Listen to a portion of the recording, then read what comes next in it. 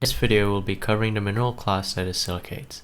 Silicates make up to nearly 90% of the Earth's crust, and here you can see just how diverse they are. Silicates in total have thousands of varieties. They are made up of silicate tetrahedrons, which are compounds that consist of silicon and oxygen, which are some of the most abundant elements on Earth.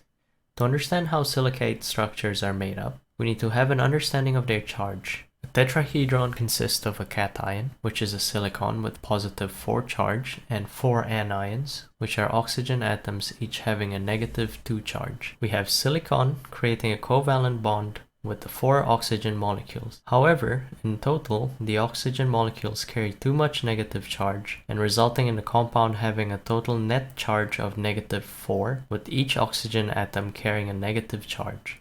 Another way we visualize a tetrahedron is by using a triangle like this. Imagine if this was a pyramid and we were looking at it from a top-down point of view. We can still see that where the oxygen was, there still remains a negative charge. What happens if we have several tetrahedrons trying to get together? As we know, similar charges repel, and as a result, this configuration is not suitable. To create a stable configuration, what we need are cations to create a bond with our tetrahedrons. In this case, we have magnesium, which is a 2+ cation. This can even work with iron, which is also a cation with positive 2 charge. The bond that is created is an ionic bond, which is weaker than the covalent bond that we have between the silicon and the oxygen. When we do this, we have our first silicate group, known as the nesosilicates, from the Greek word nesos, meaning island. Common example being olivine, an olive color mineral, which is made up of 2 magnesium cations per silicate tetrahedron. With magnesium each carrying a 2 positive charge, this will occupy all the negative charge in the tetrahedron. Here's how it looks in a 3D model, with the tetrahedron colored blue and magnesium orange and iron as gray. The next group we have in the silicates are the inosilicates, or chain silicates. In the case of inosilicates, the tetrahedrons share oxygen, therefore having less negative charge in total. But how can we combine 2 single chains together? They're both negatively charged and therefore will still repel each other. And again, if we wanted to bond 2 single chains together, we still require cations. The cations that are preferred are mafic cations like calcium, magnesium, or iron, which gives them the characteristic dense, dark colored, and hard minerals. These are preferentially ionically bonded, but these ionic bonds are weaker than the covalent bond, so they create a weakness plane, or as we call them, cleavage planes. Here's how the structure looks 3-dimensionally, with the blues again being our tetrahedron and orange being magnesium cations, bonding the 2 single chains together. Common example of a single chain inosilicates being pyroxene, which we can find as dark minerals usually in gabbros. Inosilicates also come as double chains, where the tetrahedron further shares 1 more oxygen with each other, leading to a smaller net negative charge. Again, how do we combine 2 double chain silicates together? Cations. And again, the cation binding sites are ionic bonds, therefore they are weaker, creating a cleavage plane. Here's how our double silicates look in 3 dimensions. Common example of a double silicate mineral is hornblende, which we can find usually as dark black minerals in granites. How can we differentiate a single chain from a double chain silicate? They're both dense, dark, and hard. If we take a look at a top-down view of the molecular structure of a single chain and a double chain, and we draw on the cleavage planes, we can see that the single chain creates a 90-degree angle between cleavage planes, while the double chain creates cleavages at a steeper angle at 60 and 120 degrees. We can use these properties to discern between the two. The next group is the phyllosilicates, or the sheet silicates. This is what happens when the tetrahedron further shares an oxygen atom. As you can see, as silicate structures start sharing more oxygen, their structures become more complex. Common examples of phyllosilicates are micas and clay minerals. As we can see here is a side view of the silica tetrahedron. All sides have their oxygen shared, leaving only the top oxygen to have negative charge. Again, we cannot expect them to bond with each other as they still have a net negative charge. And again, how do we bond them? Yep, you guessed it. Cations. At this complexity of silicates, they preferentially bond with what we call felsications, like potassium and sodium. You may notice that the cations only bond to 1 set of silicates and have a gap in between. This weakness planes in phyllosilicates are their cleavage planes. And if you imagine we have a stack of them, they would essentially stack like sheets in a book, and that is why they are also called sheet silicates.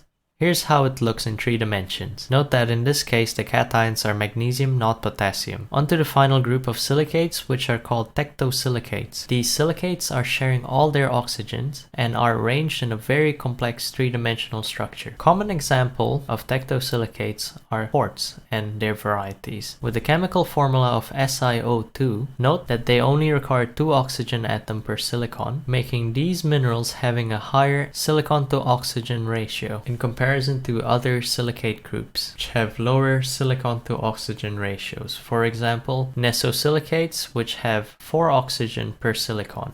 Here's how quartz would look atomically. To summarize, silicates are the most common mineral groups found on the crust of the Earth. They have a basic building block of silicon tetrahedrons, and they consist of different structural groups resulting in different physical and chemical properties, starting with the isolated individual nesosilicates, then increasing in complexity of inosilicate chain silicates, which have single and double chain. Then we have the phyllosilicates, or also known as the sheet silicates, and finally the most complex structure that belongs to tectosilicates.